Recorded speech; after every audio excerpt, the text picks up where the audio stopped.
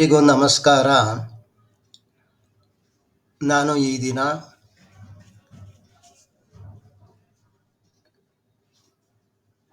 Voice ಬಗ್ಗೆ English ಗ್ರಾಮರ್ನಲ್ಲಿ ತೆಗೆದುಕೊಳ್ಳಲು ಇಚ್ಛಿಸುತ್ತೇನೆ. ವಾಯ್ಸ್ನಲ್ಲಿ ಎರಡು ರೀತಿ ಇದೆ. ಒಂದು ಆಕ್ಟಿವ್ ವಾಯ್ಸ್, ಇನ್ನೊಂದು ಪ್ಯಾಸಿವ್ ವಾಯ್ಸ್.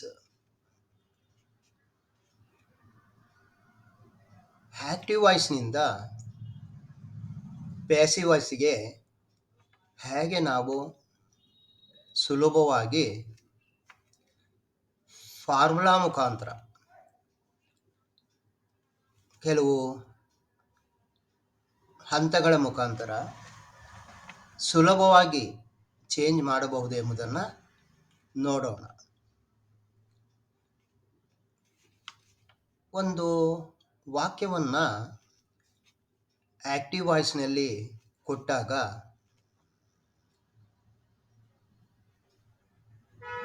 ಅದರಲ್ಲಿ ಮುಖ್ಯವಾಗಿ ಸಬ್ಜೆಕ್ಟ್ ಪ್ಲಸ್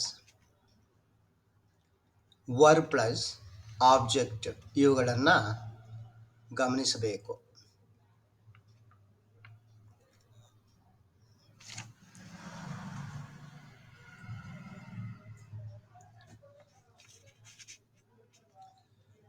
ಇದಾದ ನಂತರ ಒಂದು ಆಬ್ಜೆಕ್ಟನ್ನು ಸಬ್ಜೆಕ್ಟ್ ಮಾಡಬೇಕು, ಸರಿಯಾದ ಬೀನ ರೂಪವನ್ನು ಬರೆಯಬೇಕು, correct forms of verb to be. ಈ forms of verb to be ಅತಿ ಮುಖ್ಯ. ಇದನ್ನು ಮುಂದೆ ವಿವರಿಸ್ತೇನೆ. ನಂತರ ಕೊಟ್ಟಂಥ ವಾಕ್ಯದ ಅದರಲ್ಲಿರುವಂತಹ ವರ್ಬ್ನ ಮೂಲ ವರ್ಬ್ನ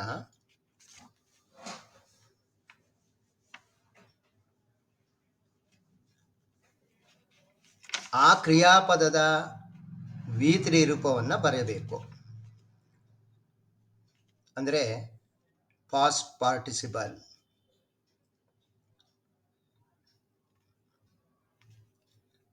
ನಂತರ ಬೈ ಪ್ರಿಪೋಸನ್ನ ಬರೆಯಬೇಕು. ನಂತರ ಸಬ್ಜೆಕ್ಟನ್ನು ಆಬ್ಜೆಕ್ಟ್ ಮಾಡಬೇಕು.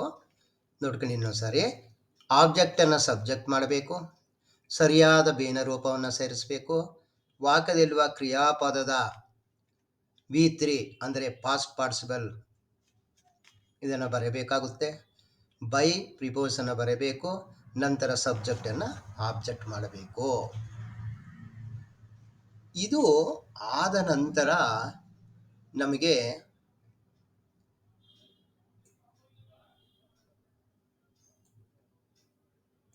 ಸಬ್ಜೆಕ್ಟ್ ಮತ್ತು ಆಬ್ಜೆಕ್ಟ್, ಪರ್ಸನಲ್ ಪ್ರೊನೌನ್ ಇವುಗಳ ಸಬ್ಜೆಕ್ಟ್ ಮತ್ತು ಆಬ್ಜೆಕ್ಟ್ ರೂಪಗಳನ್ನು ತಿಳ್ಕೊಂಡಿರಬೇಕು.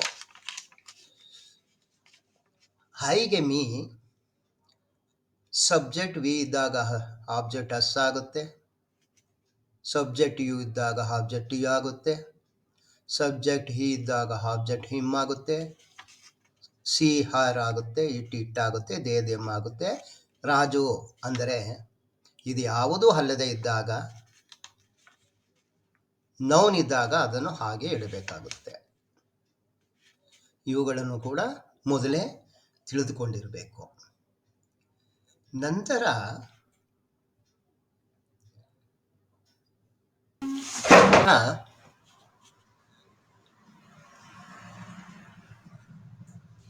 ಕನ್ನಡದಲ್ಲಿ ಮೂಲ ಕ್ರಿಯಾಪದದ ರೂಪ ಒಂದೇ ಒಂದು ಇರುತ್ತೆ. ಉದಾಹರಣೆಗೆ ತಿನ್ನು, ಬರೆ, ಓದು, ಹಾಡು ಇವುಗಳನ್ನು ಉಪಯೋಗಿಸ್ಕೊಂಡು, ಈಗ ಉದಾಹರಣೆಗೆ ತಿನ್ನು ಪದವನ್ನು ಈ ಒಂದು ಕ್ರಿಯಾಪದ ತಗೊಂಡು ಪ್ರತ್ಯಯಗಳೊಂದಿಗೆ ಅವನು ತಿನ್ನುತ್ತಾ ಇದ್ದಾನೆ, ಅವನು ತಿನ್ನುತ್ತಾ ಇದ್ದ, ಅವನು ತಿಂದಿರುವನು, ಅವನು ತಿನ್ನುತ್ತಾ ಇರುವನು, ಅವನು ತಿಂದಿದ್ದ.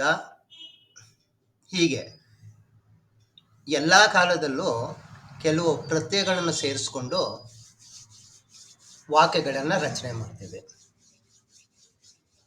ವರ್ತಮಾನ ಕಾಲದಲ್ಲಿ, ಭೂತಕಾಲದಲ್ಲಿ, ಭವಿಷ್ಯತ್ ಕಾಲದಲ್ಲಿ. ಅದೇ ರೀತಿ ಇಲ್ಲಿ ಇಂಗ್ಲಿಷ್ನಲ್ಲಿ ಸಹಜವಾಗಿ 3 ರೂಪಗಳನ್ನು ಅವರೇ ಕೊಟ್ಟಿರುತ್ತಾರೆ. ಇಲ್ಲಿ ಒಂದೇ ಒಂದು ಕನ್ನಡದಲ್ಲಿ ಇಲ್ಲಿ 3 ರೂಪಗಳನ್ನು ಕೊಟ್ಟಿರ್ತಾರೆ. ಇದು ಪ್ರೆಸೆಂಟ್ ಫಾರ್ಮ್ ಅಥವಾ ಕೆಲವು ಪುಸ್ತಕಗಳಲ್ಲಿ ಬೇಸ್ ಫಾರ್ಮ್ ಅಂತಲೂ ಇನ್ಫಿನಿಟಿವ್ ಫಾರ್ಮ್ ಅಂತ ಕೊಟ್ಟಿರ್ತಾರೆ. ಇದನ್ನು ಸುಲಭ ಮಾಡ್ಕೊಳ್ಳೋಕ್ಕೋಸ್ಕರ ಅಷ್ಟೇ V1, V2, V3 ಅಂದರೆ V2 ಅಂದರೆ ಪಾಸ್ಟ್ ಫಾರ್ಮ್, ಪಾಸ್ಟ್ ಪಾರ್ಟಿಸಿಪಲ್ ಫಾರ್ಮ್ಗೆ V3 ಅಂತ ಕರಿತೀವಿ.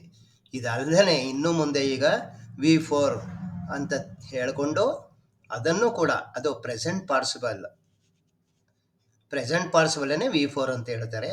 ಅದು ಹೇಗೆ ಅಂದರೆ V1 ಪ್ಲಸ್ ING ಸೇರಿಸ್ಬೇಕು. ಅಂದರೆ ಈ ಮೊದಲನೇ ಕಾಲಮ್ನಲ್ಲಿ ಬರುವ ಯಾವುದಿದೆ ಅದಕ್ಕೆ ING ಸೇರಿಸ್ಬೇಕು. ಸೆಲ್ಲಿಂಗ್, ಗ್ರೋಯಿಂಗ್, ರಿಂಗ್, ಬ್ರಿಂಗಿಂಗ್ ಹೀಗೆ.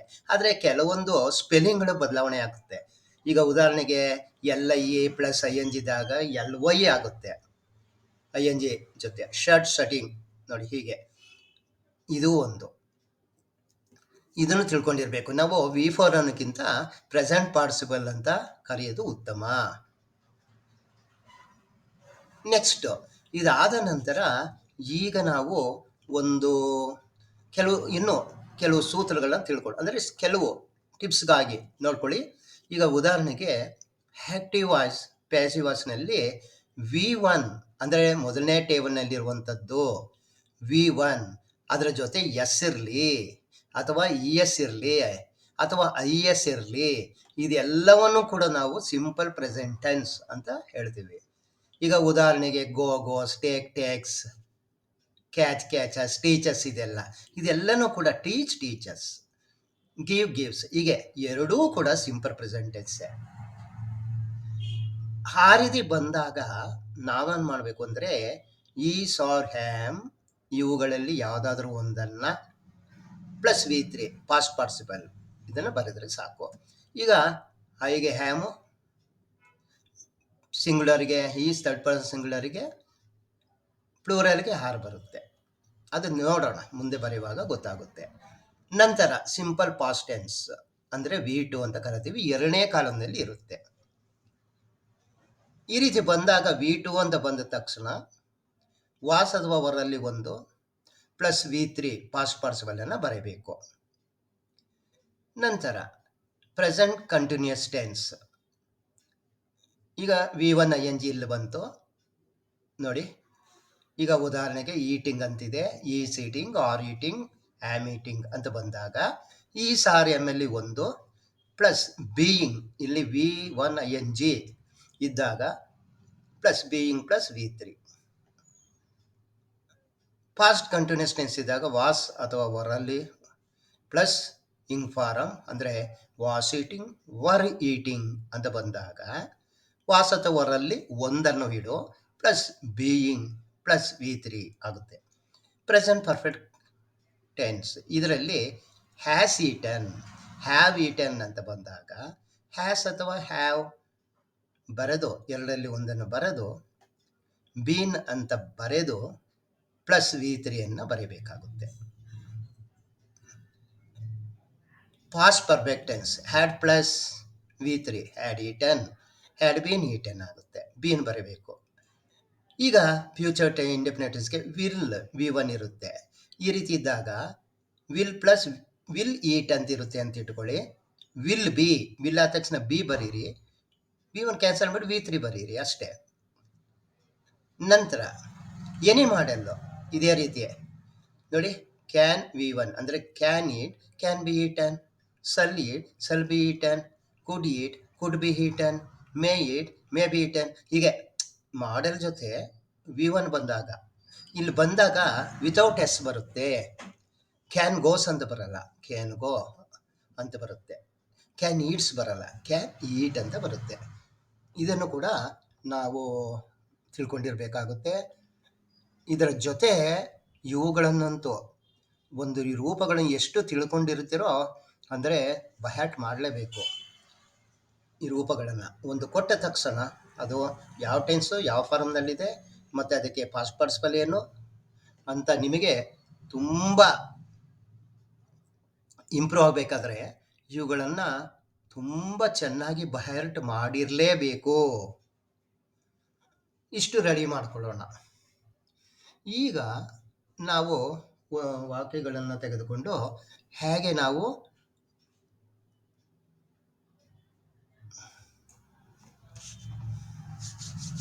ಆಕ್ಟಿವ್ ವಾಯ್ಸ್ನಿಂದ ಪ್ಯಾಸಿವ್ ವಾಯ್ಸನ್ನು ಫಾರ್ಮುಲೆಯನ್ನು ಉಪಯೋಗಿಸ್ಕೊಂಡು ಯಾವ ರೀತಿ ನಾವು ರಚನೆ ಮಾಡ್ಬೋದು ಅಂತ ನೋಡೋಣ, ಚೇಂಜ್ ಮಾಡ್ಬೋದು ಅಂತ. ಫಾರ್ಮರ್ಸ್ ಗ್ರೋ ವೀಟ್ ಇದೆ. ಫಾರ್ಮರ್ಸ್ ಫಸ್ಟ್ ವರ್ಬ್ ಇದೆ. ಫಾರ್ಮರ್ಸ್ ಸಬ್ಜೆಕ್ಟ್, ವರ್ಬ್ನ ಹಿಂದೆ ಇರತಕ್ಕದ್ದು, ವರ್ಬ್ನ ಮುಂದೆ ಇರತಕ್ಕದ್ದು ಆಬ್ಜೆಕ್ಟ್ ಆಗಿರುತ್ತೆ. ಫಾರ್ಮರ್ಸ್ ಗ್ರೋ ವೀಟ್, ಇಲ್ಲಿ ಗ್ರೋ ಅನ್ನೋದು ನೋಡಿ V1 ಗ್ರೋ ಗ್ರಿಗ್ರೆನ್ ಮೊದಲನೇ ಕಾಲಮು V1 ಅಂತ ಹೇಳಿದ್ದೀನಿ. ಅಥವಾ ಇಲ್ಲಿ ಗ್ರೋಸ್ ಇದ್ರೂ ಗ್ರೋ ಇರಲಿ ಗ್ರೋಸ್ ಇರಲಿ, ಇಲ್ಲಿ ಗ್ರೋ ಯಾಕೆ ಈ ಸಬ್ಜೆಕ್ಟ್ ಇದು ಪ್ಲೂರಲ್ನಲ್ಲಿದೆ, ಅದರಿಂದ ಗ್ರೋ ಹಾಕಿದೆ. ಈಗ ಸೂತ್ರದ ಪ್ರಕಾರ ನಾನೇನು ಹೇಳಿದ್ದೀನಿ, ಮೊದಲನೇ ಸೂತ್ರ ಏನು ಹೇಳಿದ್ದೀನಿ, ಇಲ್ಲಿ ಆಬ್ಜೆಕ್ಟನ್ನು ಸಬ್ಜೆಕ್ಟ್ ಮಾಡು.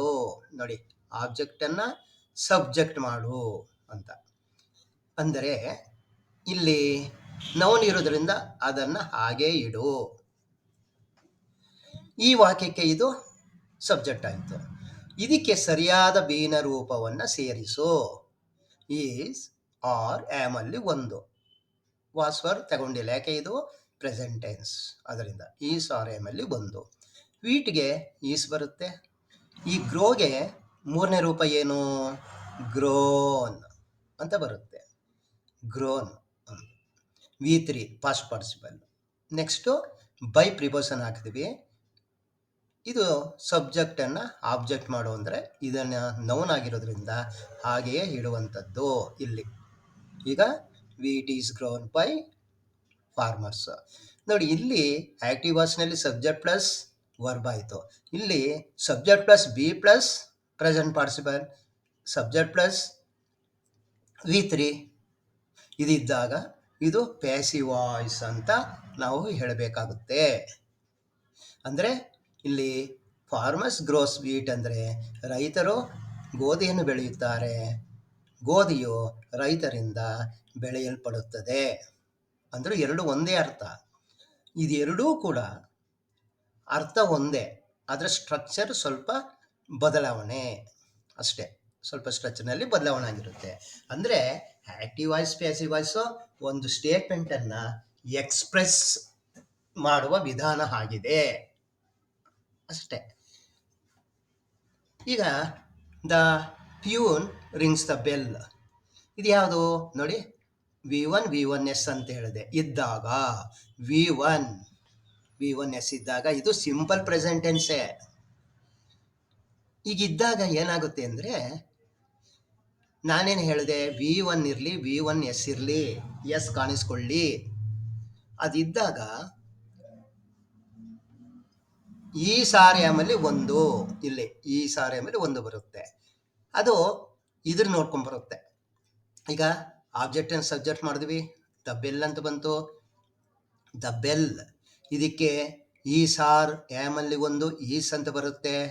ಈ ರಿಂಗ್ಸ್ ಈ ಮುಖ್ಯ ಕ್ರಿಯಾಪದದ ಮೂರನೇ ರೂಪ V3 ಪಾಸ್ಟ್ ಪಾರ್ಟಿಸಿಪಲ್ ರಂಗಾಗುತ್ತೆ, ರಿಂಗ್ ರ್ಯಾಂಗ್ ರಂಗ್. ಮತ್ತೆ ಬೈ ಸೇರಿಸ್ವಿ, ಇಲ್ಲಿ ದ ಪ್ಯೂನ್ ಆಬ್ಜೆಕ್ಟ್ ಮಾಡಿದ್ವಿ, ಸಬ್ಜೆಕ್ಟನ್ನು ಆಬ್ಜೆಕ್ಟ್ ಮಾಡಿದ್ವಿ. ಅಂದರೆ ದ ಪ್ಯೂನ್ ಬೆಲ್ಲನ್ನು ಬಾರಿಸುತ್ತಾನೆ, ಬೆಲ್ಲು ಪ್ಯೂನವನಿಂದ ಬಾರಿಸಲ್ಪಡುತ್ತದೆ ಅಂತ ಅರ್ಥ. ಈಗ ನೆಕ್ಸ್ಟ್ ಇನ್ನೊಂದು ತಗೊಳ್ಳೋಣ.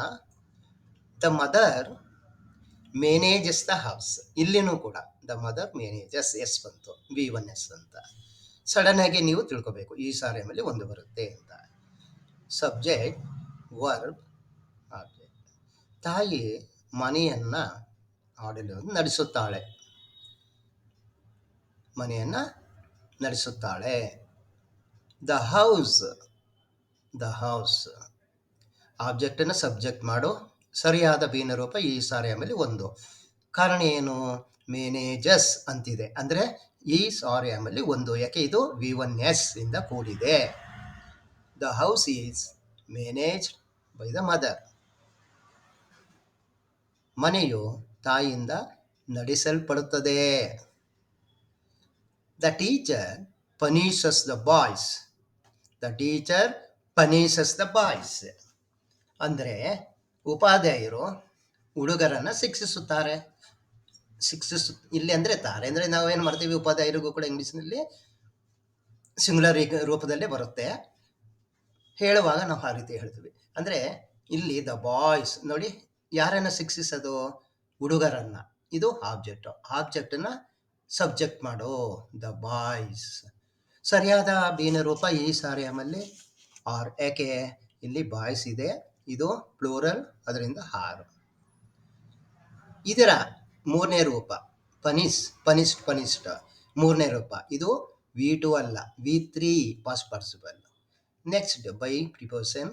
Next the teacher, by the teacher ಅಂತ ಬಂತು. ಹುಡುಗರು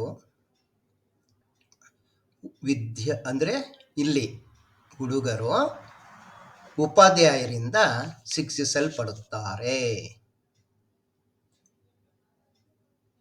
ನೆಕ್ಸ್ಟ್ ದೆ ಪ್ಲಕ್ ಫ್ಲವರ್ಸ್. ಅವರು ಹೂಗಳನ್ನು ಕೀಳುತ್ತಾರೆ. ಪ್ಲಕ್ಡ್ ಮೂರು ರೂಪ. ಈಗ ಫ್ಲವರ್ಸ್ ಇದು ಆಬ್ಜೆಕ್ಟನ್ನು ಹಾಗೆ ಇಟ್ವಿ. ಮತ್ತು ಇಲ್ಲಿ ಫ್ಲವರ್ಸ್ಗೆ ಪ್ಲೂರಲ್ ಏನು? Are. Plucked V3. By they ಹೋಗಿ ದೆಮ್ ಆಗುತ್ತೆ. ಸಬ್ಜೆಕ್ಟನ್ನು ಆಬ್ಜೆಕ್ಟ್ ಮಾಡು, ದೇ ಹೋಗಿ ದೆಮ್ ಆಗುತ್ತೆ. ಹೀಗೆ ನಾವು ಸುಲಭವಾಗಿ ಹೇಗೆ ಒಂದು ಆ್ಯಕ್ಟಿವ್ಸ್ನಲ್ಲಿದ್ದಾಗ ಆ್ಯಕ್ಟಿವ್ ವಾಯ್ಸ್ನಲ್ಲಿ ಪ್ಯಾಸಿವ್ ವಾಯ್ಸ್ನಿಗೆ ಚೇಂಜ್ ಮಾಡಬಹುದು ಎಂಬುದನ್ನು ಬೇಸಿಕ್ ಹಂತದಿಂದ ಅಡ್ವಾನ್ಸ್ ಲೆವೆಲ್ಗೆ ಇದನ್ನು ಚೆನ್ನಾಗಿ ಕಲಿತದ್ದೇ ಆದರೆ ಅಡ್ವಾನ್ಸ್ ಲೆವೆಲ್ಗೆ ಬರುವಂತಹ ಕೆಲವು ವಾಕ್ಯಗಳನ್ನು ನಾವು ಸುಲಭವಾಗಿ ಆ್ಯಕ್ಟಿವ್ ವಾಯ್ಸ್ನಿಂದ ಚೇಂಜ್ ಮಾಡಬಹುದು. ಮುಂದೆ ಇನ್ನೂ ಕೆಲವು ವಾಕ್ಯಗಳನ್ನು ತೆಗೆದುಕೊಂಡು ಹೇಗೆ ನಾವು ಆ್ಯಕ್ಟಿವ್ ವಾಯ್ಸ್ನಿಂದ ಪ್ಯಾಸಿವ್ ವಾಯ್ಸ್ಗೆ ಚೇಂಜ್ ಮಾಡುವುದು ಎಂಬುದನ್ನು ನೋಡೋಣ.